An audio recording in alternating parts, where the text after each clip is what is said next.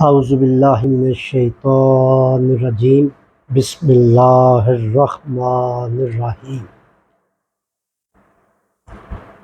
آو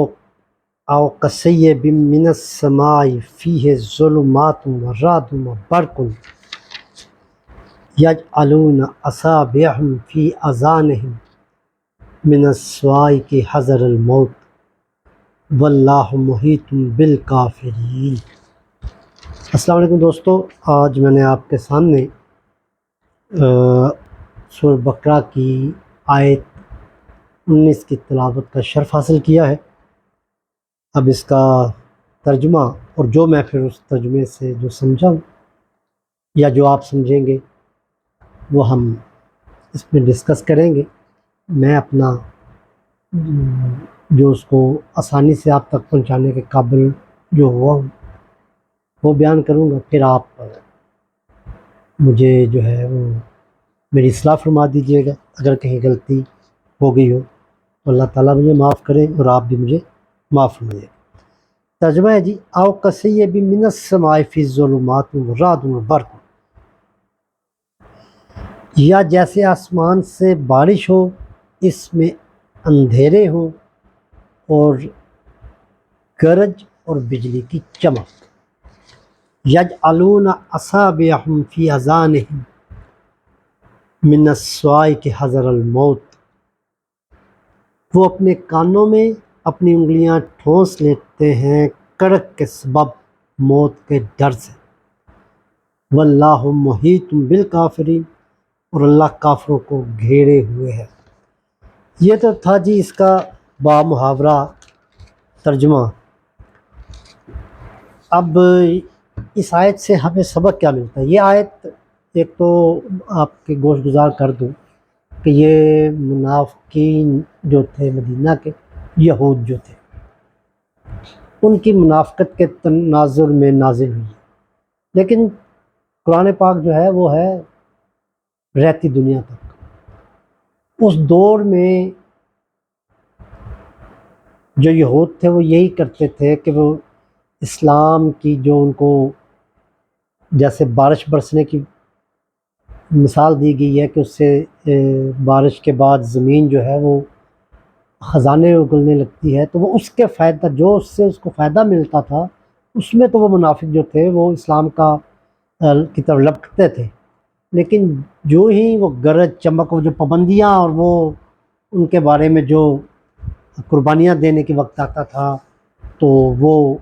یا اس کے اندر جو وعیدیں آتی تھیں تو وہ اس کے ڈر سے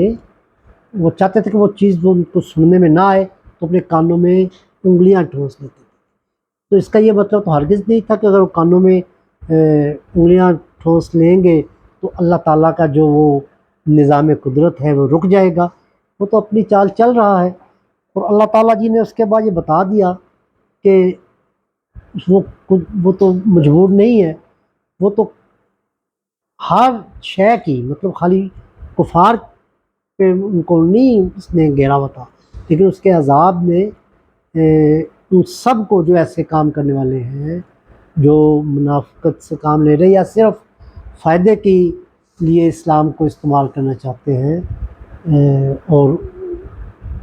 اس کے پوری طرح اس کے جو قوانین پر عمل پیرا نہیں ہوتے ہیں، اللہ تعالیٰ نے تو ان سب کو گھیرے ہوئے ہے۔ تو میں جو اس کو سمجھا ہوں کہ ہم نے بھی بعض لوگ ایسے ہی ہیں جو اسلام کی جو چیز اس کو پسند آئے، اس کو سوٹ کر رہی ہو جس وقت، تو وہ تو اس کو بہت خوشی سے قبول کرتا ہے، اس کا پرچار بھی کرتا ہوا نظر آئے گا۔ لیکن جو عمل اس کو لازماً کرنا ہوتا ہے اور وہ اس کا ناپسندیدہ ہے یا اس میں ظاہراً اس کو کچھ اپنا نقصان نظر آ رہا ہے، تو وہ اس سے چشم پوشی کرتا ہے۔ تو یہ جو چشم پوشی ہے یا ہم بھی جب اس پہ پوری طرح عمل پیرا نہیں ہے تو یہ ہمیں بھی قرآن یہ کہہ رہا ہے کہ اللہ تعالیٰ کا غضب، اللہ تعالیٰ کا قانون محیط ہے ہم اس کے پہنچ سے باہر نہیں ہیں۔ تو اس کو سوچ لیں کہ صرف آیات کو اس تناظر میں دیکھنا کہ یہ یہود کے لیے آئی ہیں، یہ تو یہ اس کے لیے نہیں ہے، یہ ہمیں بھی درس دے رہی ہیں۔ اگر ہم بھی اس بارش کا فائدہ جو اسلام کے فوائد ہیں اس کے لیے تو ہم اسلام اسلام اسلام کرتے رہیں گے، لا الہ الا اللہ لا الہ الا اللہ پڑھتے رہیں گے، لیکن جہاں پر عمل کی بات آئے گی، جہاں پر ہمیں قربانی کرنے کی کوئی آیت ہمیں ملے گی کہ وہ حکم جب ہم پہ نازل ہو رہا ہوگا اور ہمارے تک پہنچ گیا ہوگا، اس پہ عمل پیرا ہونا ہوگا، تو اس میں ہمیں کچھ اپنے مزاج کے خلاف کرنا پڑتا ہوگا، تو وہاں پر اگر ہم خوش دلی سے اس کی طرف نہیں لپکتے ہیں تو ہم بھی ویسے ہی ہیں جن پہ یہ آیت نازل ہوئی ہے۔ تو پھر وہ اللہ تعالیٰ نے جو ان کو کہا ہے کہ اس کے عذاب میں ان کو گھیرے ہوئے ہے، تو وہ سمجھے وہ گھیرا ہمارے نزدیک بھی تنگ ہو سکتا ہے۔ اللہ تعالیٰ ہمیں معاف کرے، ہمیں اسلام پہ پوری طرح عمل پیرا ہونے کی توفیق عطا کرے۔ دعا کریں کہ ہم سب سچے مسلمان بن کے اسلام کے لیے جو ہیں وہ عملی جدوجہد میں شریک ہو جائیں اور جو اللہ تعالیٰ کی منشا ہے اس کو پورا کریں۔ وما علینا الا البلاغ المبین۔